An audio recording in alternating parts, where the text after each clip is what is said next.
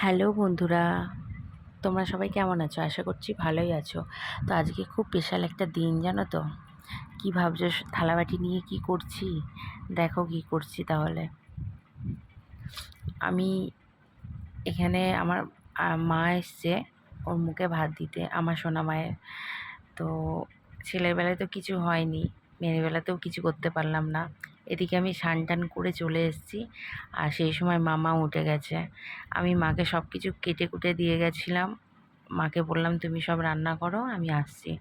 মা এদিকে পায়েস বসিয়েছে, ভাজাভুজি হয়ে গেছে, আর এদিকে শাকও পড়ে আছে।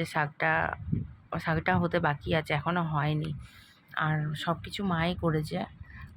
আর এদিকে আমি থালাটা সাজিয়ে দিয়েছি সব জগা খিচুড়ি করে একসঙ্গে এক জায়গাতে। এদিকে মিষ্টি পায়েস সব কিছু একা হাতে করেছি। আর মা বলছিল যে তুই ওইভাবে কেন করছিস? আমি বললাম সব কিছু নোংরা হবে, তার থেকে কেউ তো আসছে না, নিজেদের মধ্যেই হচ্ছে, যতক্ষণ সব একসঙ্গেই থাক, কিছু হবে না। তো আমি নিজে নিজেই সব কিছু সাজিয়েছি। ওদিকে 5টা ফল, এদিকে 5টা মিষ্টি, পায়েস, পাঁপড় আর সব কিছু দিয়ে আমি সাজিয়ে গুছিয়ে দিয়েছি। মাকে বলেছি তুমি শুধু খাইয়ে দেবে। মা খাওয়াতেই এসছে, ভাই বোনরা তো কেউ আসতে পারেনি, কারণ মামার বাড়ি থেকে তো খাওয়াতে হয়। ভেবেছিলাম বড় করে করব, ইচ্ছা ছিল, কিন্তু কিছু করার নেই, কারণ ভাড়া বাড়ি থেকে সব কিছু সম্ভব নয়। আর কি বলবো, সবই তো বুঝতেই পারছেন। হ্যাঁ, ভাড়া বাড়িতে থেকে সব কিছু তো সম্ভব নয়। তাই মাকে বললাম ছোটো করেই করবো। মা এসেছিলো, মা বললো আমি শুধু ওকে খাইয়ে দেবো, ব্যাস। 7 মাসে পড়ে গেছে। এদিকে মা খাওয়াতে বসে গেছে, ওর জন্য সব কিছু সাজিয়ে গুজিয়ে দিয়েছি। আমি বেশি ভিডিওটা করতে পারিনি, কারণ একটু একটু করে করতে হয়েছে আমাকে। আর ভেবেছিলাম ভালো করে ভিডিওটা করব, কিন্তু করা হয়নি। আমার তো ফোন ধরার কেউ নেই না, ছেলেটা থাকে, ছেলেটা সকাল থেকে পড়তে যায়, তারপরে ভাবি ব্লগ করব, কিন্তু হয় না করা। ছেলেটা সকাল থেকে পড়তে যায়, স্কুল আছে, এখন যেহেতু ছুটি তার জন্য এটা হয়ে গেল।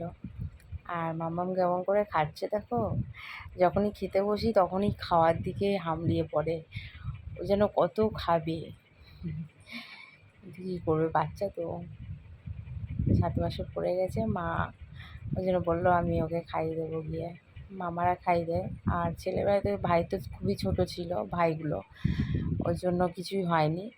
আমার ঠাকুরকে পুজো দিয়ে আমার শ্বশুর ছেলের বেলাতে পায়েস খাইয়ে দিয়েছিল, ওটাতেই হয়ে গেছিলো, কিছুই হয়নি। কবে কী করতে পারবো জানি না, গলাতে আটকে গেল মেয়ের। ফট করে খেতে গেছে ফুটো পাটা করে, কেমন করছে মুখটা। আবার আঙুলটা ঢুকিয়ে খুঁচিয়ে দিচ্ছে আমার মেয়ের মুখটা। কি বলবো, 12 বছর পর আমার এই মেয়েটা হয়েছে, পুচি সোনা। খুব